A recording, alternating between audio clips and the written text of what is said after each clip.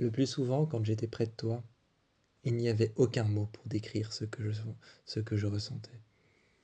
Il n'y avait aucun mot pour décrire ce que je ressentais. Il n'y avait aucun mot pour dire l'impression que j'avais.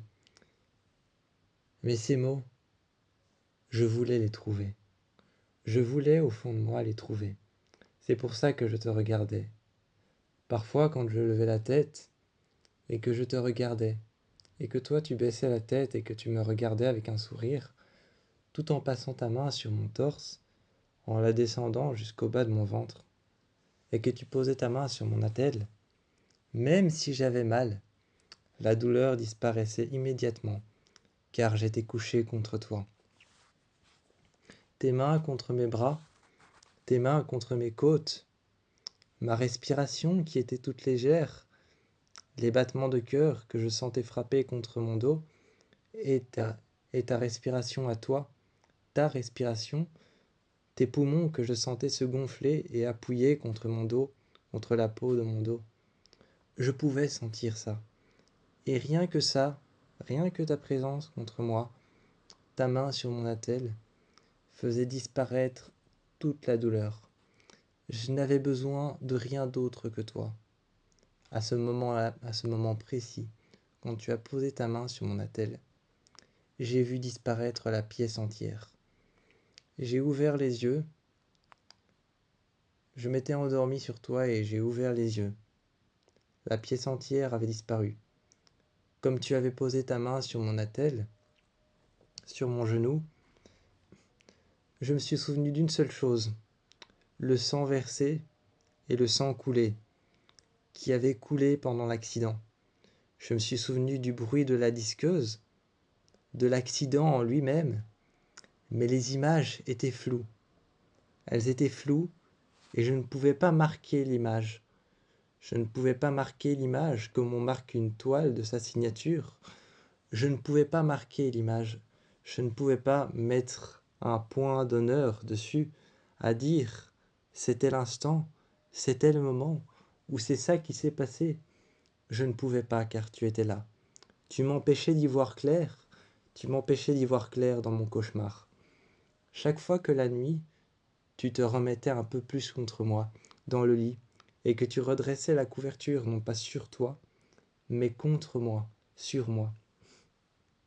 Tu venais mettre ta tête près de moi, et tu me parlais, tu me murmurais, en attendant que je m'endorme.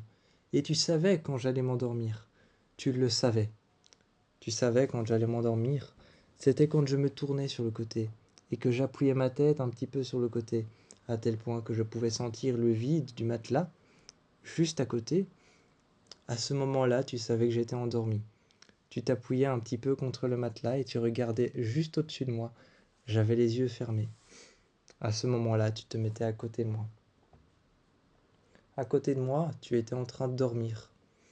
Parfois, je pensais même que quand on rêvait tous les deux et qu'on était en train de dormir l'un contre l'autre, je me disais même que quand le matin je me réveillais, que je te voyais t'habiller, que je te voyais t'habiller, sortir de la salle de bain avec la buée qui était en train de sortir de la porte de la salle de bain ouverte.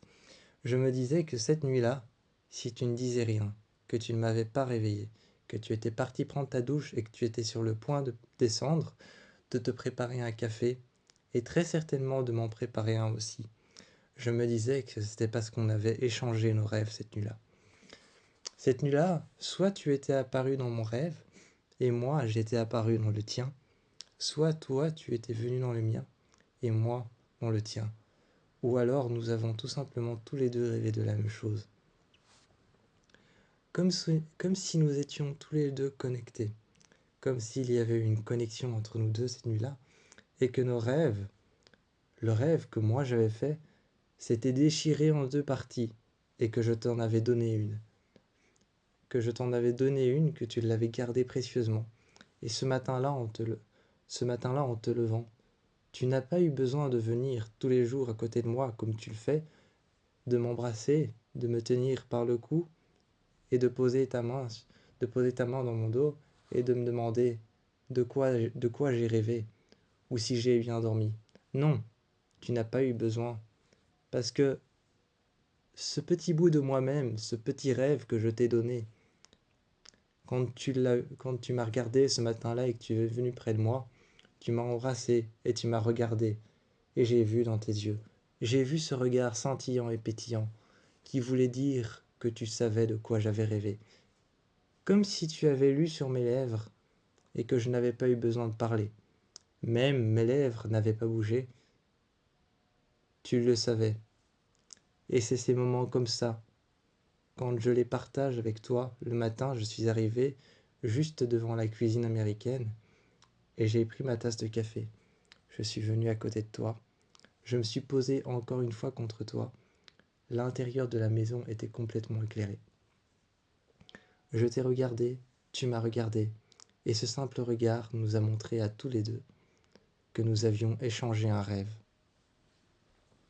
Un rêve des plus magnifiques que toi et moi, seuls toi et moi ne savions pas encore qui allait le raconter, qui allait poser la question de tu as bien dormi, de quoi tu as rêvé. On ne le savait pas et on se regardait. Nous étions couchés sur le fauteuil, avec notre tasse de café, appuyés l'un contre l'autre, à se regarder, à lever les yeux pour que je puisse te voir, pour que je puisse voir ton visage, et toi à baisser les yeux avec un sourire en coin, à me regarder. Mais on ne savait pas encore qui allait dire ou allait poser cette question. On était là et on ne savait pas qui allait engager la conversation. Peut-être que même au fond de nous deux, on ne le voulait pas. On voulait juste se ressentir, se toucher, s'admirer.